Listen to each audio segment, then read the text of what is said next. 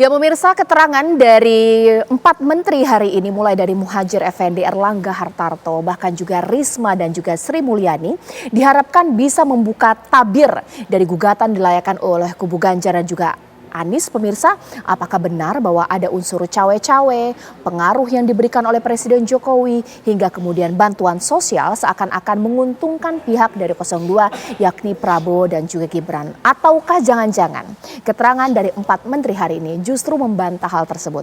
Ayo mari kita bahas di Apa Kabar Indonesia malam hari ini. Dan di studio TV One tentunya sudah hadir 2 narasumber saya, mulai dari Bang Mardhani Alisera di sini mewakili tim Amin. Assalamualaikum warahmatullahi wabarakatuh. Waalaikumsalam warahmatullahi wabarakatuh. Saya juga sudah bersama dengan Kang Ujang Komarudin di sini. Kang Ujang, selamat malam. Assalamualaikum. Selamat malam, waalaikumsalam Mbak Caca. Saya akan menyapa juga 2 narasumber saya yang sudah tersambung di sini mewakili tim Ganjar Mahfud. Pastinya ada Bang Andreas Pareira dan juga Mas Habib ini mewakili pastinya Prabowo Gibran. Ini jarang-jarang Mas Habib biasanya ada di sini ya. Selamat malam, assalamualaikum Bapak-bapak. Assalamualaikum teman-teman. Bang Mardhani, Bang Kukom, Pak Andreas Pareira, Caca, Anissa. Baik ya, sebelum saya ke narasumber lewat sambungan Zoom, saya mau ke Bang Mardhani Alisera dulu. Bang, niatan dari tim Amin pasti yang mengundang 4 menteri ini harusnya ya menegaskan bahwa ada unsur cawe-cawe, menguntungkan, tapi kalau publik melihatnya kok tidak ke arah itu ya, seakan-akan 4 menteri itu membahas. Koreksi saya kalau salah, bagaimana tim Amin melihatnya? Ya, yang pertama tentu kita apresiasi MK dahulu, Cak, ya, karena berani untuk keluar dari kerangka perselisihan hasil pemilu, ya, PHPU, dengan coba melihat proses, ya, bansos khususnya. Jadi MK sangat memperhatikan petitum ataupun dasar-dasar argumen baik dari pemohon 1 atau pemohon 2 ya. Pemohon 2 itu 03 ya. Dan itu yang harus diapresiasi. Bahkan kalau mengutip Hakim MK Pak Arief Hidayat, sebetulnya yang ingin dipanggil Pak Jokowi. Tapi karena posisi beliau sebagai kepala negara, kalau kepala pemerintahan dipanggil. Jadi pihak yang memberi keterangan, ya. Tapi karena juga kepala negara, jadi dipanggillah para pembantunya. 4 ini diharapkan cukup untuk menjelaskan tentang bansos. Seperti apa konstelasinya atau anatominya? Saya sih bahagia karena tadi semua hakim mendalami, semua hakim meminta berkas, semua hakim mencoba untuk mengulik-ngulik kerangka ajuan permohonan 01 dan 03. Jadi buat kami itu udah satu kemajuan yang luar biasa. Oke, kalau dari Bang Andreas Pareira seperti apa? Keterangan dari 4 menteri ini menguatkan gugatan atau justru melemahkan ini bahwa tidak ada unsur cawe-cawe atau ada, Bang Pareira? Ya, saya melanjutkan apa yang disampaikan oleh Pak Ali. Bang Mardhani, Halo? Bang Mardhani maksudnya? Oh, sorry, Bang Mardhani ya, Bang Mardhani Alisera. Jadi kalau kita mendengar penjelasan dari para menteri hari ini, kita melihat bahwa ada hal yang sudah dikemukakan dalam arti bahwa mereka menjelaskan tupoksinya masing-masing. Dan di situ ada beberapa clue yang bisa seharusnya dilanjutkan, terutama yang berkaitan dengan ya dalil dari para penggugat yang berkaitan dengan banjirnya bansos pada saat pemilu kemarin gitu. Nah, di sini para menteri menyampaikan tupoksinya masing-masing yang sebenarnya menyampaikan secara netral bahwa mereka menjalankan tugas. Pak Muhadjir menyampaikan bahwa dia membagikan sesuai dengan apa yang ya dari tupoksi Kementerian PMK-nya. Bu Risma menyatakan bahwa tidak, beliau tidak membagikan atau kementeriannya tidak memberikan bantuan dalam bentuk beras tersebut gitu. Tapi beras ini ada gitu, dan dalam jumlah yang besar pada waktu itu gitu. Dan di sini sebenarnya ada satu instansi yang sebenarnya tidak diundang di sini. Tapi di dalam pernyataan dari para menteri tadi bahwa mereka punya kewenangan dan punya anggaran untuk itu. Dan fungsinya bukan Perlinsos, tapi untuk stabilisasi harga, yaitu Bappenas gitu, Badan ketahanan pangan nasional gitu, badan pangan nasional gitu. Dari di sini kan sebenarnya ada hal yang belum terkuak lebih jauh yang berkaitan dengan ya bansos ini gitu.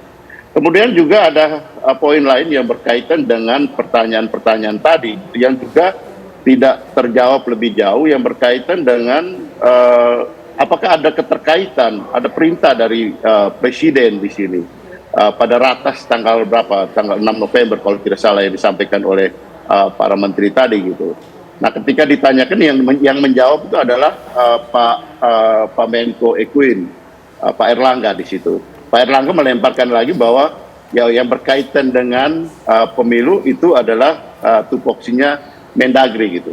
Jadi sebenarnya kalau menurut saya ya saya melihat dan saya sependapat dengan ya banyak beberapa pihak yang lain yang menyampaikan bahwa memang sebenarnya yang seharusnya menjelaskan lebih detail ini ya presiden sendiri sebagai kepala eksekutif gitu. Presiden sebagai kepala eksekutif di Republik ini. Kalau beliau menjelaskan, saya kira akan menjadi lebih kalau beliau diundang untuk menyampaikan ini di ya Mahkamah Konstitusi akan menjadi lebih jelas dan kita bisa tahu bahwa ini sebenarnya memang ya diperuntukkan untuk sesuai dengan kepentingan tupoksi dari para menteri-menteri itu gitu atau para menteri dan lembaga-lembaga negara yang berkaitan. Jadi ya menurut saya ada bagian yang sudah dijelaskan yang mulai membuka pertanyaan-pertanyaan besar yang berkaitan dengan ya cawe-cawe presiden, yang berkaitan dengan barang yang dicawe-cawe itu yaitu ya salah satu di sini adalah bansos yang mempunyai keterkaitan elektoral yang merupakan dalil dari para penggugat tadi. Baik, ditahan dulu Bang Parera, ditahan dulu Bang Mardhani. Sekarang saya ke Mas Habib. Terlepas dari pernyataan dari keempat menteri ini, Mas Habib, bahwa kehadiran dari empat menteri ini seakan-akan goalsnya dari pihak penggugat ini ya seperti itu. Mereka hadir, digali lebih dalam lagi, dan ada goals lain ini mau dicapai, bahwa dengan hadirnya empat menteri, nextnya Jokowi. Ini seperti apa? Masih mute ya. Mas Habib boleh di-unmute dulu audionya. Ya, kalau mengacu kepada pengalaman saya berpraktek beracara di Mahkamah Konstitusi ya sejak 2009, 2014 ya, rasa-rasanya pemohon hari ini sudah game over dengan hadirnya empat menteri. Ada setidaknya 5 statement penting yang disampaikan oleh empat menteri tersebut yang secara telak sangat telak memukul semua argumentasi, semua tuduhan yang diarahkan paslon 1 dan paslon 2 dalam nota atau dalam memori permohonannya. Saya bacakan singkat saja dan jangan dipotong.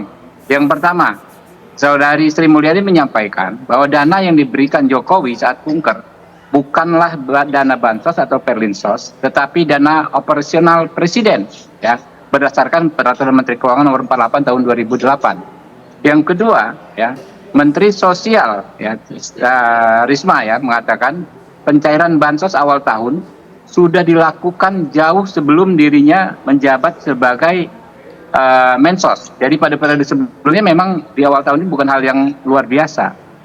Bentuknya cash transfer juga, bukan bentuk fisik yang bisa dimanipulasi. Kalau cash transfer kan orang tahu adalah memang dari pemerintah, dan ini relevan dengan survei yang mengatakan masyarakat sadar betul bansos itu bukan dari presiden, bukan dari Jokowi, tetapi dari pemerintah.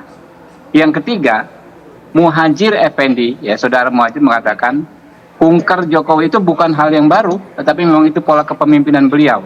Keempat, Saudari Sri Mulyani mengatakan tidak ada beda pembayaran bansos 2024 dengan sebelumnya, bansos di Januari Februari.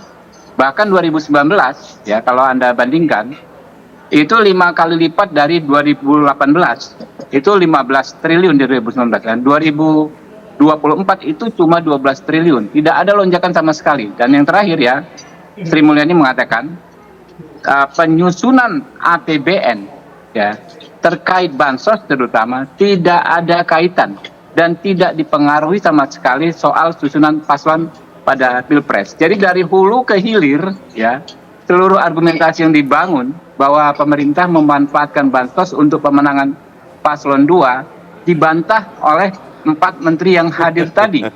Sehingga menurut kami sidang kali ini sebetulnya kita sudah tidak memerlukan kesimpulan secara teknis, mensubmit memori kesimpulan. Masyarakat, publik, rakyat bawah sudah sangat paham ya bahwa tidak benar yang dituduhkan selama ini. Sehingga menurut saya kita nggak mau mendahului, insya Allah hakim konstitusi akan bersikap sebagai negarawan ya, akan menolak permohonan paslon 1 dan paslon 2. Oke, ya ditahan dulu Mas Habib, nanti sesaat lagi saya tanya kepada Kang Ujang. Ini bukan persoalan hukum tapi juga persoalan politik. Kalau kata Mas Habib ini sudah game over. Apakah bahwa ada yang disasar lain nih dari tim kubu dari Ganjar dan juga Anies bahwa bukan game over tapi game on? Masih ada lagi target berikutnya, sesaat lagi. Kang Ujang, kalau secara politik benar dikatakan oleh Mas Habib, udah game over ini atau jangan-jangan bentar, ini baru mau mulai, masih game on, ini seperti apa melihatnya? Ya mungkin begini, kita apresiasi kepada Hakim MK ya. Itu kan keinginan publik, keinginan masyarakat Indonesia sejatinya bukan hanya keinginan 0103, tetapi memang ingin melihat bahwa proses sengketa di MK ini berjalan dengan transparan. Apapun itu, hasilnya apapun. Dalam konteks itu kita membangun sebuah kewibawaannya untuk menjaga marwah MK yang kemarin ya sempat banyak kritik, sempat turun. Oleh karena itu ya satu-satunya jalan untuk menjaga itu ya dengan menghadirkan pihak-pihak terkait yang dianggap tahu, paham terkait dengan persoalan itu. Ya maka ya ada menteri yang dipanggil. Saya mengatakan ya silahkan dan alhamdulillah datang. Nah dalam konteks itu apakah keterangannya nanti menguntungkan pihak mana ya tentu masyarakat atau publik sudah paham itu. Dan Bang Habib sudah sampaikan, Bang Andreas, Bang Ali juga katakan. Nah dalam konteks apakah nanti ada yang disasar gitu ya. Pasti kalau penggugat 1 dan 2 artinya 01 dan 03 ya bisa jadi ya ingin menyasar yang lain. Tapi apakah itu bisa atau tidak ya tergantung dari hakim Mahkamah Konstitusi itu. Tetapi kalau saya melihat ya dari hal ini menteri sudah cukup mewakili apa yang menjadi kebijakan presiden. Ya tetapi memang apakah nanti diperlukan presiden atau tidak kembali kepada hakim-hakim MK itu. Saya meyakini itu Mbak Caca. Bang Mardhani, kalau dikatakan oleh Mas Habib bahwa game over lah pernyataan dari 4 menteri, mental itu gugatan dari 01 gimana? Saya justru berpendapat the game is getting hot. Wow, why? Karena banyak fakta. Contoh tadi Mas Andreas bagus sekali. Benar, Mensos tidak bagi-bagi, cashless. Tapi Bappenas, Badan Pangan Nasional, bagi-bagi. Dan pembagiannya beras, natura. Ini belum dipanggil. Akan sangat baik kalau ini dipanggil. Apa sih yang mau didalami? Ya seperti apa pembagiannya. Karena the evil is in the detail. Jangan-jangan kan kayak kemarin udah mulai tuh ada yang main bola nomor 2-nya banyak gitu loh. Kemudian pembagian ada DKI tuh kalau nggak salah PJ-nya ngasih bansos warnanya biru muda gitu loh. Padahal kalau ASN main kode apapun itu udah berat sekali gitu kan gitu loh. Satu lagi Banpres, bantuan presiden yang Pak Jokowi bagi-bagi, Setnek atau KSP bagus dipanggil juga. Berapa sih besarnya? Jangan-jangan jumbo, walaupun saya juga tahu karena saya di Komisi 2, Setnek Seskap, KSP ada di Komisi 2. Tetapi dari mana? Adakah sumber lainnya? Seperti apa pembagiannya? Pak Andreas bagus sekali tuh, pemohon 2. Titik-titik yang didatangin Pak Jokowi itu detail sekali. Ke Jawa Tengah berapa kali ya Pak Andreas ya? Nah itu pandangan saya belum terbuka, belum terjawab. Karena banyak yang dikasih itu Banpres. Nah makanya buat saya, the game is getting hot. Oke, nanti sesaat lagi Mas Habib akan bahas, membalas, bahkan juga menjawab bukan game is over. The game is getting hot. Panas ini sesaat lagi, usai jeda berikut. Ya, memang pernyataan Hakim Arief tadi memang secara tidak spesifik menyebutkan perlu tidaknya memanggil Presiden Jokowi. Bahkan ada kata agak kurang elok kemudian dipanggil mengingat kepala negara bahkan juga kepala pemerintahan. Ini yang kemudian Mas Mardhani Alisera di sini Bang Habib mengatakan bahwa bukan game is over tapi the game is getting hot. Banyak sekali yang mau digali ini. Seperti apa? Dari pernyataan 4 menit tadi seakan-akan ingin membuka tabir yang lain, Bang Habib. Kalau kita mengacu ya konstruksi yang sama tahun 2019. Itu 2018 itu kan bansos 5,1. Tiba-tiba 2019 bansos 15,3. 3 kali lipat ya. Waktu itu Bu Sri Mulyani juga dipersoalkan ke dalam permohonan pemohon ya. Tapi dalam pertimbangan hukumnya ya, Mahkamah mengatakan karena hal-hal yang didalilkan pemohon hanya berdasarkan logika, lalu penalaran yang wajar, yang semuanya itu asumtif, tetapi tidak faktual dan tidak ada korelasi faktual dengan perolehan suara, maka Mahkamah tidak mungkin membenarkan dalil disampaikan oleh pemohon. Jadi sebenarnya Mbak Caca, teman-teman, kalau kita mau lihat ke belakang, 2019 tentu jauh lebih ekstrim daripada yang didalilkan teman-teman ini. Waktu itu bahkan 3 kali lipat. Nah itu pun oleh majelis dinilai ya bahwa tidak faktual, artinya tidak ada korelasi secara langsung dengan perolehan suara. Padahal memang kalau kita bicara Mahkamah Konstitusi, pada akhirnya mereka ketat ya, sekokok tembok Cina kalau kata teman-teman pendiriannya ketika mengadili perkara PHPU ini tetap harus ada argumentasi yang menghubungkan antara tuduhan-tuduhan kecurangan, tuduhan-tuduhan pelanggaran dengan perolehan suara yang faktual. Nah ini dia. Nah kenapa Mahkamah Konstitusi membuka lebar-lebar ruang perdebatan sampai dengan memanggil 4 menteri? Menurut saya inilah tradisi yang sangat baik di Mahkamah Konstitusi, di mana mereka memberikan ruang yang luas pada siapapun, termasuk kepada para pihak, termasuk kepada pemohon, agar isu-isu yang dipersoalkan bisa dibahas tuntas dalam ruang persidangan. Dan nanti ketika membuat putusan, maka putusannya pun akan menjadi lengkap. Karena tidak ada hal ihwal yang terlewat dari pembahasan itu. Tetapi dalam konteks membuat putusan, merumuskan putusan, Mahkamah selama ini sangat ketat ya pada konteks konstitusi dan peraturan perundang-undangan. Sehingga kalau saya betul sebagaimana saya sampaikan di awal, kita jelas ini sudah game is over ya. Game is over. Karena nggak ada yang baru yang saya lihat. Saya alami banget, justru ini nggak ada apa-apanya dibanding 2019. Yang 2019 saja kita nggak berhasil, apalagi yang saat ini. Jadi kalau kita mengkomparasi, Mbak Caca, persoalan hukum itu kan harus apple to apple. Harus pilpres dengan pilpres, harus undang-undang yang sama, Undang-Undang 7 tahun 2017 dengan Undang-Undang 7 tahun 2017. Hal ihwal bansos dengan bansos. Jadi jangan dibandingkan misalnya dengan pilkada yang disebut-sebut. Ada persoalan umur yang tidak memenuhi, yang di Papua itu nggak ada kaitan. Gitu. Oke, kalau Bang Andreas seperti apa? Setuju kata Bang Habib bahwa game is over ini atau masih game on lah, seperti apa?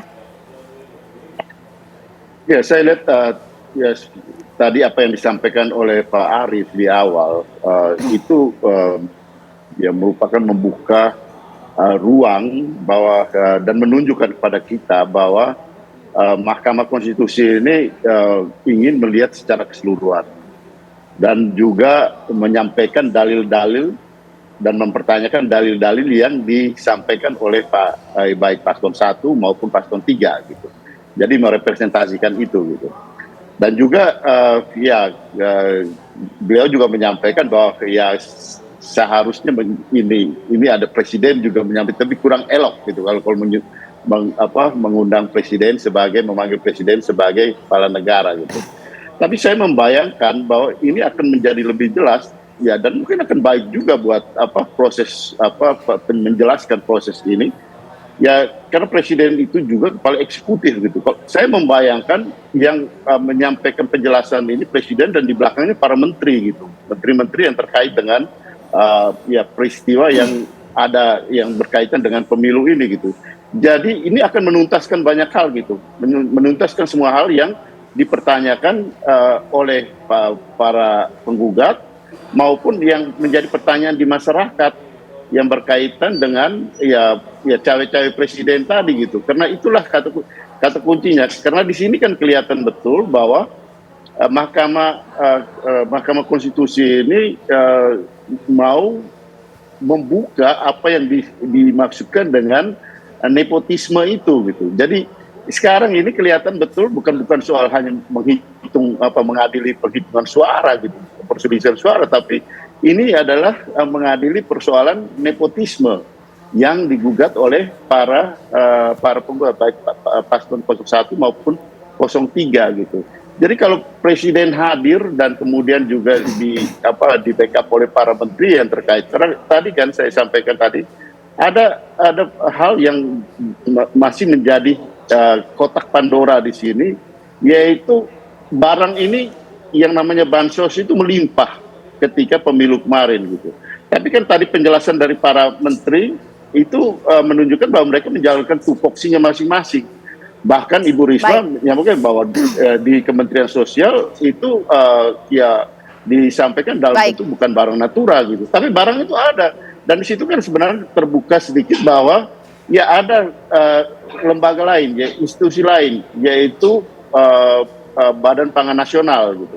Dan di situ kan sebenarnya ada wilayah-wilayah juga berkaitan, masih ada hal yang menurut saya juga belum kuat betul gitu, yang berkaitan dengan automatic adjustment. Nah, automatic adjustment ini kan saya tahu juga bahwa ya ini karena berkaitan dengan KL-KL yang lain, termasuk KL-KL kami di Komisi 10 gitu, yang juga kami pertanyakan automatic adjustment ini nanti digunakan untuk apa gitu. Tadi Pak Ibu Menteri menjelaskan bahwa ini memang proses ini sudah berjalan beberapa periode, beberapa tahun terakhir ini gitu. Nah, tetapi kan masih ada pertanyaan-pertanyaan nanti kemudian untuk apa penggunaan ini gitu. Kalau tidak dikembalikan kepada Kementerian KL yang terkait gitu. Jadi memang masih ada hal-hal yang belum terbuka betul, tapi saya yakin bahwa para hakim konstitusi ini jeli, mereka sangat jeli melihat celah-celah, melihat persoalan-persoalan yang ada di sekitar pertanyaan-pertanyaan tadi. Mohon maaf Bang Andreas, saya potong dulu. Saya pun akan menggarisbawahi apa yang dikatakan oleh Bang Andreas. Jadi sebenarnya gugatan hasil Pilpres ini sebenarnya apakah benar bahwa tujuannya itu bukan hasil Pilpres, tapi ada sesuatu lebih besar mengungkap unsur nepotisme. Lantas buat apa sih pemirsa? Sesaat lagi di Apa Kabar Indonesia Malam.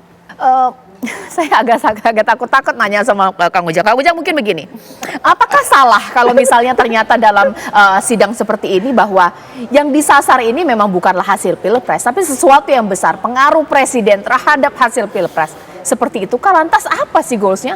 Kan Presiden Jokowi sudah tidak akan memerintah lagi sebentar lagi. Ya, kalau saya lihat konstruksi analisa-analisa yang saya baca ya, dan narasi politik yang ada, misalkan dorongan hak angket, contoh aja gitu ya. Ini kan ujungnya katakanlah ini tidak jadilah, kalau saya mohon maaf Bang Mardhani ya. Lalu masuk ke MK. Masih proses. Nah, maksud saya gini, kalau angket itu didorong, itu kan saya lihat subjeknya itu Pak Jokowi, Presiden, pemerintah. Ya ini kan sama, MK juga saya melihat adalah ujung dari semua, mohon maaf ya, kepentingan yang mengajukan permohonan itu adalah Pak Jokowi, Pak Presiden. Saya melihat ke situ sih. Tetapi memang kan tentu berkembang persidangan itu dan saya melihatnya harus objektif. Bang Habib boleh tanggapi? Kalau kami sih melihat situasi realitas saat ini, yang saya tangkap 95% warga kita termasuk elit itu sudah move on, ya, baik konteksnya hak angket maupun MK. Ini kita dalam hati kita ya sudah sama-sama yakin hasilnya ya begitulah ya, tidak akan ada surprise, tidak akan ada kejutan apapun. Jadi ya kita yakin insya Allah ya majelis hakimnya ini yang kalau untuk MK istiqomah, artinya memutus sesuai dengan konstitusi, sesuai dengan undang-undang, ya sesuai dengan hal-hal apa yang pernah juga diputus di masa lalu. Jadi tetap di jalur konstitusi, ya, yaitu menolak permohonan yang tidak ada relevansinya dengan perolehan suara. Kurang lebih seperti itu. Karena itu kita berharap kepada masyarakat ya untuk tenang saja dalam Oke. beberapa hari ke depan, kita sama-sama duduk manis, kita tunggu hasilnya ya, nggak perlu ada gejolak, kita sikapi dengan Baik. dewasa. Iya, terima kasih Bang Habib. Nah, boleh langsung ditanggapi Bang Mardhani. Makin lama jadi makin gak relevan ini. Sebenarnya apa sih goals ya gitu? Seperti apa Bang Mardhani? Saya nyambung Habib ya. Doanya hakimnya istiqomah. Saya tambahin ikhlas dan fatona. Wah, kenapa? Karena justru tadi saya bilang the game is getting hot. Sekarang dengan berbagai perkembangan, tadi baru lihat beberapa berita, the game is getting hotter. Kenapa? Karena indikasinya jelas. Pasal 22E itu bicara presiden untuk jadi presiden itu minimal 50%, lebih dari 50%. Itu kuantitatifnya. Nah, 6A ini harus diikat sama 22E. 22E itu asas pemilunya luber dan jurdil, langsung umum bebas rahasia. 6A kuantitatif, 22E-nya kualitatif. Indikasi hakim kita bijak, Ya. bestari, negarawan, bukan cuma ngeliat numbers, Oke. bukan cuma quantity, tapi juga proses, lihat kualitinya. Dan itu tanda-tanda ada kabar gembira dari MK. Positive thinking sekali. Bagaimana Bang Andreas? Boleh ditambahkan? Kalau saya dari awal saya sudah melihat itu, dalam arti bahwa ya dengan proses yang terjadi sekarang dan apa yang terjadi di MK ini, ya MK mau menunjukkan bahwa ya mereka bukan hanya sekedar ya mahkamah yang melakukan penghitungan, mahkamah yang istilahnya mahkamah kalkulator itu gitu, tapi ingin juga melihat secara keseluruhan. Karena pemilu itu bukan hanya soal hasil ya hitung-hitungan pemilu hasil suara gitu, tapi merupakan suatu proses yang ya dimulai dari ya pendaftaran, bahkan kalau kita lihat lebih jauh ke belakang itu ada peristiwa yang terjadi di Mahkamah Konstitusi sendiri gitu. Dan itu ya saya kira di sini MK juga ingin menunjukkan bahwa apa yang pernah terjadi itu ya ini merupakan bagian dari proses yang kemudian berjalan gitu. Jadi pertanyaan-pertanyaan banyak hal yang terjadi di dalam proses yang kita lihat beberapa hari terakhir ini menunjukkan ada perubahan yang sangat positif untuk pembelajaran kita yang berkaitan dengan bagaimana kita melihat pemilu, bagaimana kita melihat pentingnya pemilu ini sebagai pilar utama dari demokrasi yang ingin kita bangun. Menghormati menghormati suara rakyat. Jadi peristiwa-peristiwa yang berkaitan dengan apa yang menjadi ya indikasi tuduhan dari dugaan dari paslon 1 dan paslon 03 ini digali semua gitu. Digali semua untuk menunjukkan bahwa benar tidak terjadi apa yang dimaksudkan dengan kalau istilahnya Bapak Presiden sendiri itu istilah cawe-cawe. Beliau kan juga dari awal sudah menyebutkan bahwa dia ingin cawe-cawe gitu.